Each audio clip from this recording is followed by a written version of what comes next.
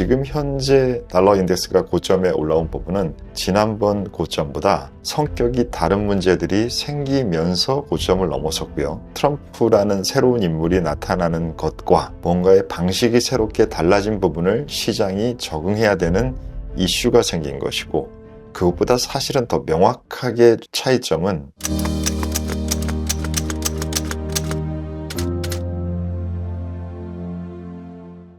안녕하십니까. 오종태의 투자병법 오종태입니다. 달러 인덱스가 최근 고점을 경신하고 지난번보다 상당히 많이 높이 올라와 있습니다. 그 부분이 어떤 의미를 가지고 있는지 좀 얘기를 나눠보시죠. 네, 오늘 아침 시장 뉴스에서 네. 제일 많이 눈에 띄었던 건 달러 인덱스였는데요. 네. 2년 만에 최고치를 경신했다, 네. 110포인트를 찍었다, 이런 얘기들이 있어서 네. 저희 전후회분들이 이제 아시는 분도 계시겠지만 네. 정확히 달러 인덱스가 어떤 것들을 의미하고 있는지 설명해 주시면 좋을 것 같아요. 네. 달러 인덱스라는 것은 말 그대로 인덱스화시킨 달러의 지표를 나타내는 거기 때문에 무언가를 비교하는 대상이 있어야 됩니다. 그래서 그 비교 대상이라는 것은 달러가 아닌 주요 통화 6개의 통화들을 비중별로 여러 개를 더해서 달러와 비교하는 방식이고, 그래서 지수이기 때문에 기준 지수 100이라는 게 있어요. 지금 우리가 얘기하는 게 피디님께서도 110을 갖다, 저도 이제 109부터는 더 이상 강해지기는 좀 어려울 것 같다, 이런 식으로 지수화시킨 부분이기 때문에 그 지수의 기준점이라는 게 있습니다. 그 지수의 기준점은 1973년도에 100으로 시작을 해서 그때를 기준으로 계속적으로 도중에 바스켓을 살짝 바꾸기도 하고, 제가 알기로는 1999년인가 상당히 오래전에 바스켓의 비율을 변경한 이후로 그 이후로 그 6개의 통화들은 별로 변화시키지 않았고요.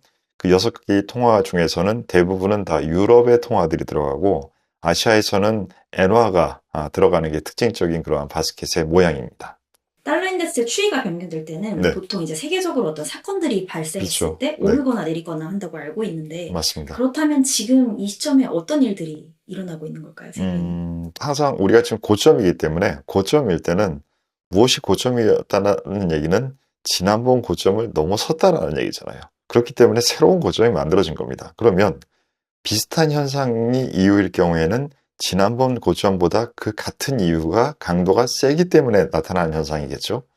아니면 고점을 넘었는데 무언가 그때는 없었던 다른 이유 때문에 고점을 넘는 경우도 있습니다. 지금 현재 달러 인덱스가 고점에 올라온 부분은 제가 보기에는 두 번째 경우입니다. 지난번 고점보다 성격이 다른 문제들이 생기면서 고점을 넘어섰고요. 그 새로 다른 문제는 지금 트럼프라는 새로운 인물이 나타나는 것과 이 부분은 뭔가의 방식이 새롭게 달라진 부분을 시장이 적응해야 되는 이슈가 생긴 것이고, 그것보다 사실은 더 명확하게 차이점은 우리나라도 지금 현재 정치적인 문제에 의한 금융자산의 가격 변동에 영향을 매우 크게 주고 있는 상황이잖아요.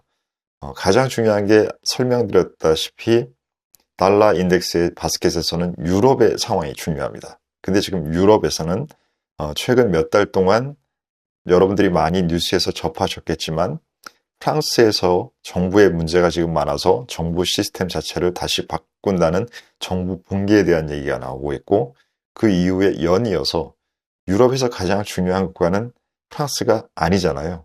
바로 독일이지 않습니까? 독일에서도 지금 현재 정치적인 부분의 문제와 경제적인 부분의 문제가 여러 가지 문제들이 많이 전부 다 훨씬 더 커지고 있는 상황입니다. 그렇기 때문에 지금 현재 달러 인덱스의 문제는 단순히 경제적인 부분에 있어서 미국이 더 경제적으로 우위에 있어, 다른 나라들은 경제가 안 좋아, 그러한 부분뿐만이 아니라 정치적인 불안정성의 증가, 반면에 미국은 현재 레드 스윕이라는 현상에서도 그 방향성이 어느 쪽을 지향하는지를 떠나서 전체 미국의 정치적인 목소리가 하나로 모이는 부분의 현상이 강해졌잖아요. 그렇다면 정치적인 부분에서의 안정성은 단기, 중기적으로 높아진 것이죠.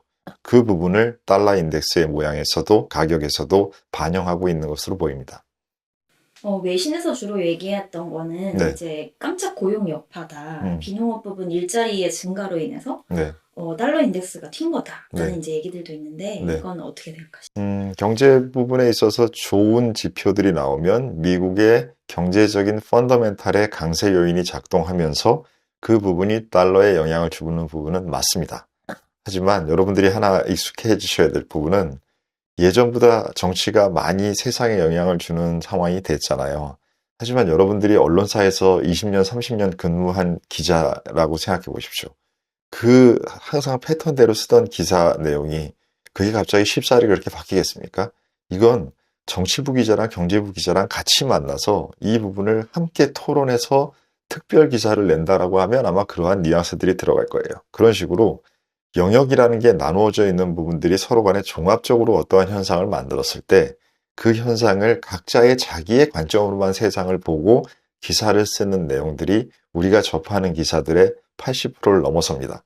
그 부분들을 똑같이 반영하는 것으로는 우리가 투자에서나 세상을 이해하는 데 차이를 만들 수가 없기 때문에 그런 부분들을 각자 자기가 중첩적인 그러한 다른 변수들을 종합할 줄 알아야겠죠. 이제 트럼프 취임 시 행사 시작은 18일로 한 4일 뒤부터 이제 시작인데 그거에 앞서서 어제 나왔던 기사들 중에 이제 미국이 대중 반도체 체제를 제재한다. 네. 강달러에 대한 어떤 추가적인 힘을 실어주는 어떤 그런 기사들이었던 것 같은데 혹시 네. 이런 거는 어떻게 보셨나요?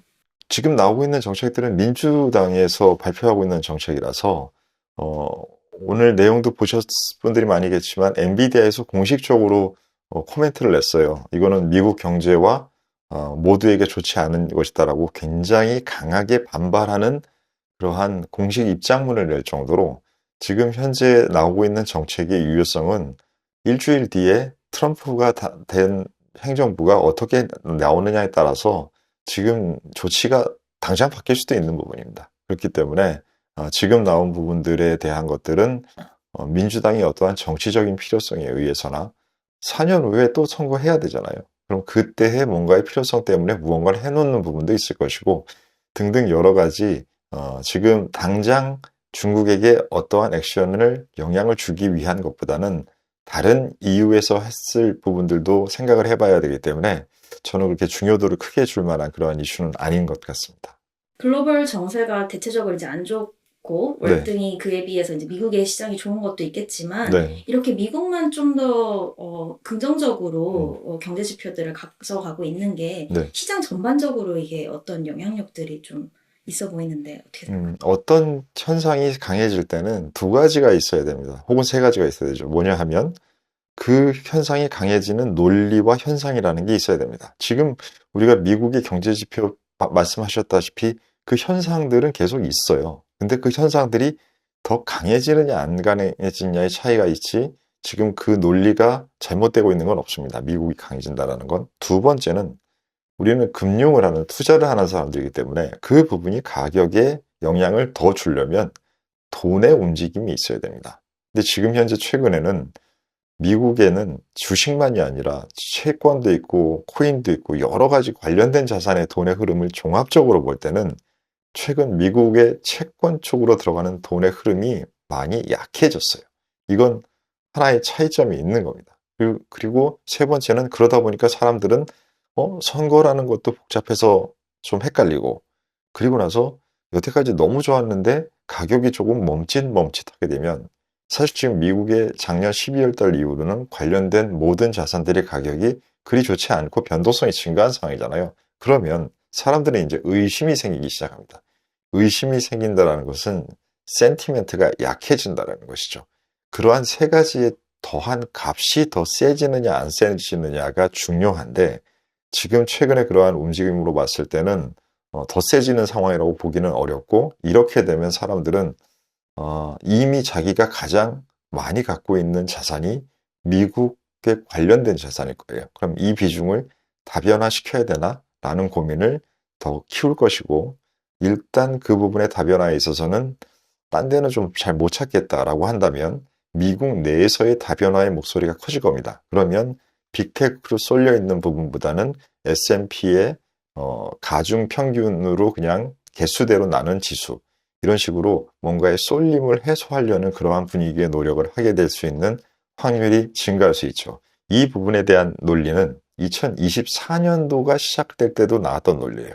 근데 지금 현재 2025년이 시작되는 1년이 지난 시점에서 동일한 논리가 나오고 있는데 2024년도에 이러한 목소리보다는 지금 2025년도에 나오는 다변화에 대한 필요성의 목소리가 지금은 사람들의 귀에 조금 더 들리는 그런 상황으로 지금 진행되고 있는 것 같습니다.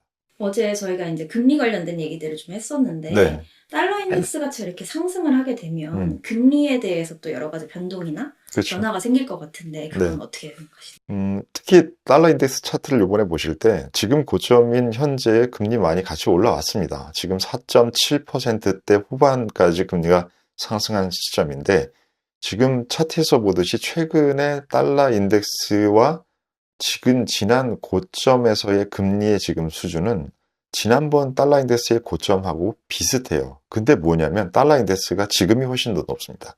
이 얘기는 정치적인 부분에 설명드렸던 변수들이 훨씬 더 전보다 영향력이 커져 있어서 경제적인 현상으로 봤을 때만으로는 지난번 고점의 금리와 비슷한 수준에 훨씬 더 낮아져 있는 달러 인덱스라는 것은 경제 이슈의 비중이 지금이 더 높다라는 것이 아니라 지금은 정치 이슈가 더 높다라는 것을 우리가 보면서 이 지수를 봐야 될 것이고 그렇다면 여러분들 뭐가 되겠습니까?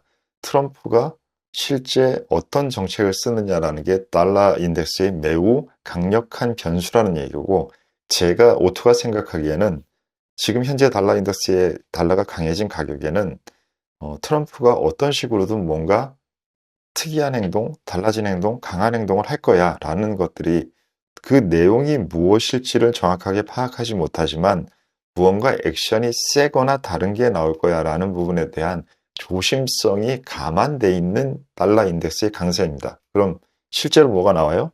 이미 긴장하고 있는 상태에서 여러분들 맞으면 어떻습니까? 덜 아프죠? 그러면 이 변화의 폭이라는 것이 살짝 적게 느껴지는 여기서부터 더 강해질 필요는 없을 것 같은데 그러한 분위기가 될 확률도 저는 적지 않게 있는 상황이 지금이라고 생각됩니다. 지금 모든 사람들의 생각들은 하나의 생각들이 계속 지속되다 보면 그것이 의견에서 사실로 사람들은 바꾸어서 이제는 당연한 거야 라는 식으로 생각을 하게 됩니다. 그때가 항상 어떠한 가격들과 현상의 피크일 때들이 많다라는 것을 금융시장에서는 잘 활용해야 되고 우리가 이런 것들을 역발상이라는 것이라고 하잖아요. 그래서 역발상이라는 부분의 중요성을 이번 달러의 움직임에서도 한번 잘 파악해 보시는 그러한 계기로 활용하시길 바라겠습니다. 네, 오늘의 전략회의는 여기서 마치겠습니다. 감사합니다.